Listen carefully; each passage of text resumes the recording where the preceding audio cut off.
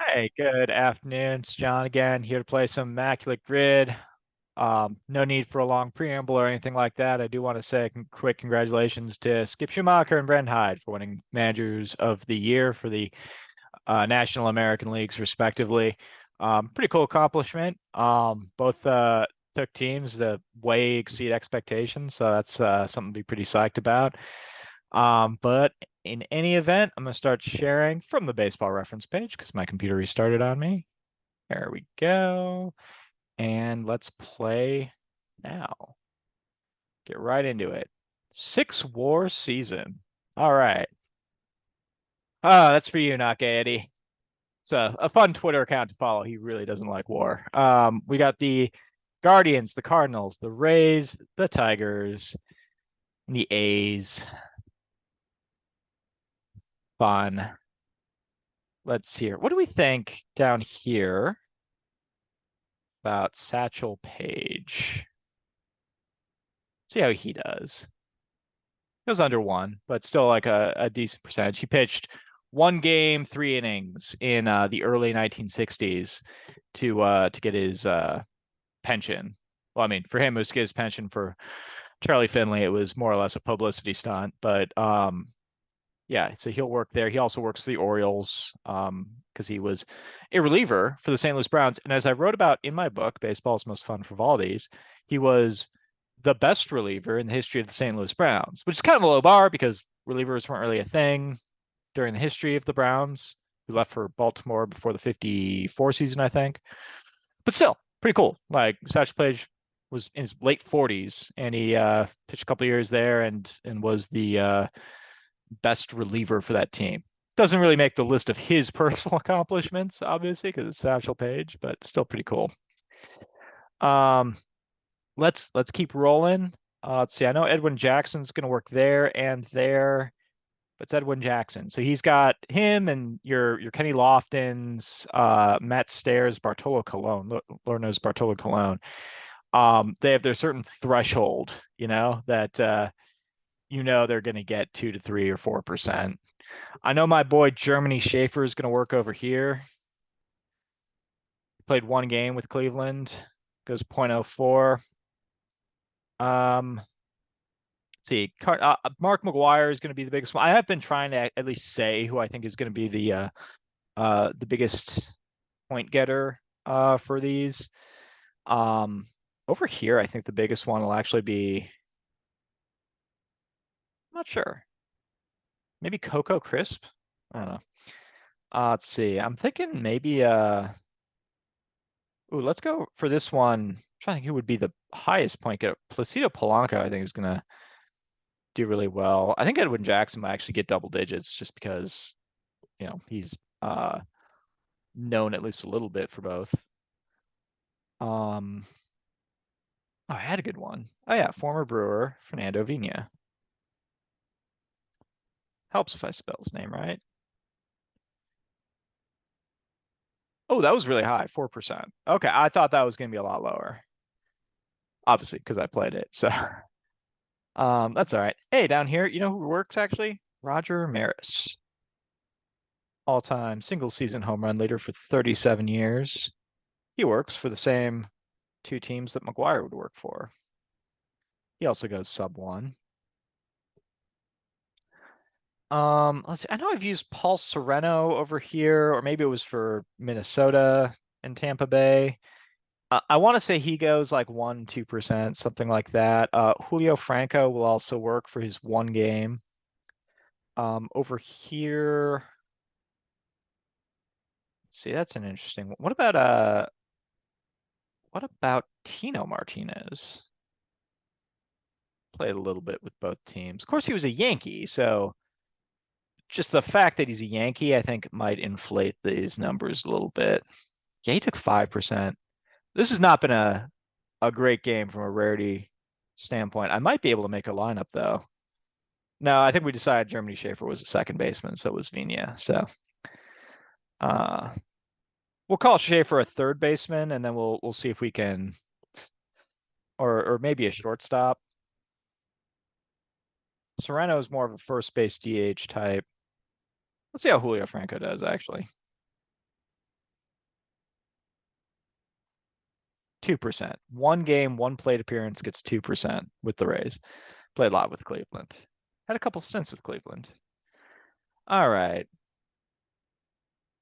6 WAR season for the A's. How do we feel about Rube Waddell? Guess 0.3. Pretty good. Let's see, 6 WAR for the Tigers. How do we feel about the all-time leader in triples, Mr. Sam Crawford? I don't have a particular season in mind. I'm just sort of pretty sure on that. He goes sub 1.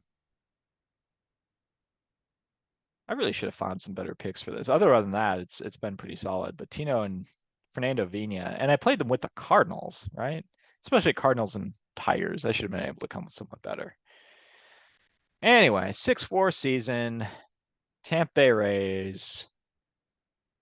Zobrist will work. I know Zobrist was like Mr. WAR when WAR was new. In 2009, and this is even before Baseball Reference was doing WAR, I think. But Fangraphs had their version, and it showed Ben Zobrist as being a more valuable player than Joe Mauer, who did win MVP. And I even wrote about this in my book titled The War, the chapter titled The War on Catchers, where essentially I posited that I think catchers are underrated by WAR. WAR overall works very well when correlated with teams. So if you take a team's total WAR and correlate it against their winning percentage, it's pretty tight. It's even tighter with expected winning percentage.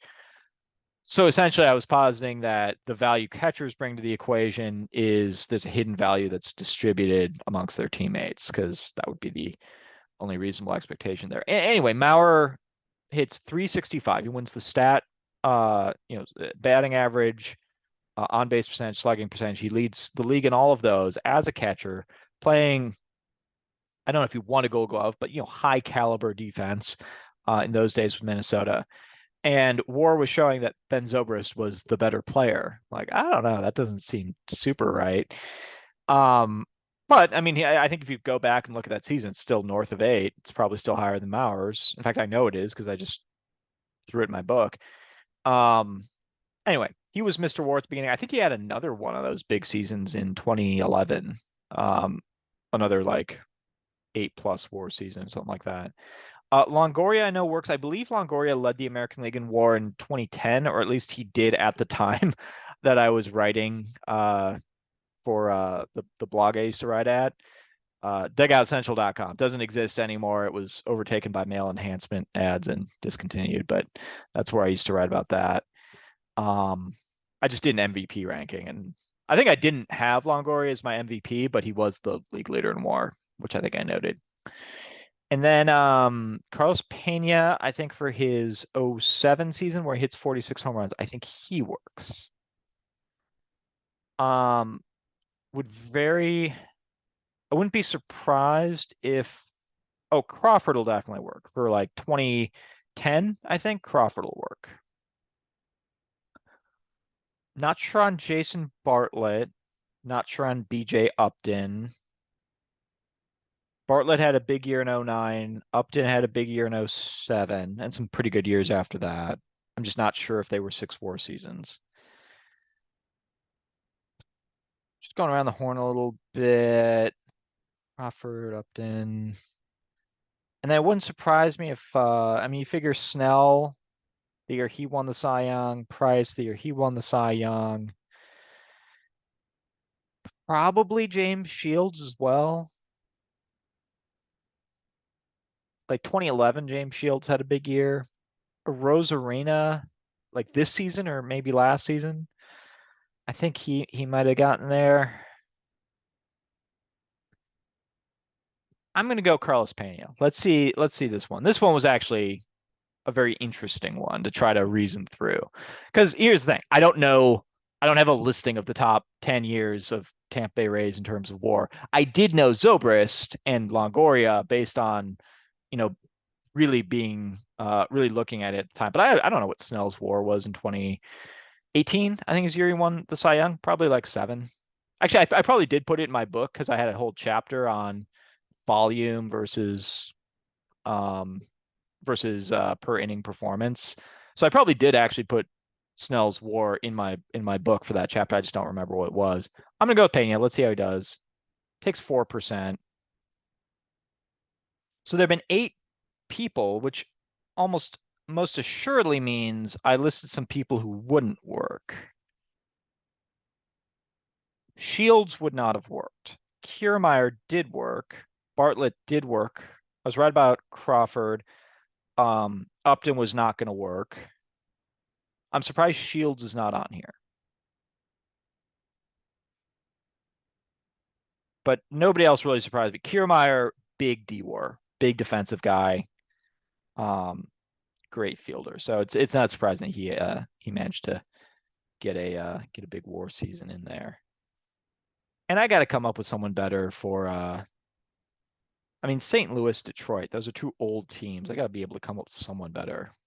Tito Francona, Eric Davis.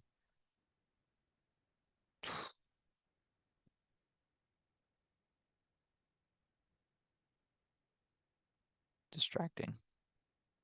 Dimitri Young, interesting. Austin Romine, that's a good baseball name. Orlando Pena. That's a name that feels like someone from my youth, but he played in the 60s. So I think I'm thinking of Orlando Palmero. Yeah. Um, Man, it's weird. Is it most of these names are not names that spring to the top. I didn't know Greg Jeffries played for the Rays, Devil Rays, I guess.